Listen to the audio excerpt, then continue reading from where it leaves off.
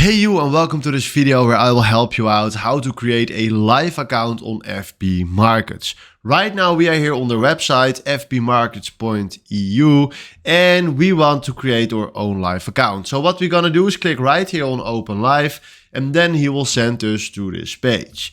Now we need to fill in our email address, or first name, last name, gender. Then we can select right here our account type.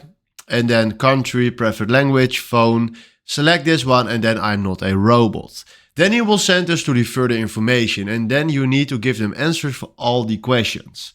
After that you need the account configuration, do everything right there also correctly, the declaration, and then after that you can start trading. So these are the steps that you need to do to create your own live account. If you have any questions, please comment them below. Hopefully this was the video where I was looking for, and then from now, thanks for watching.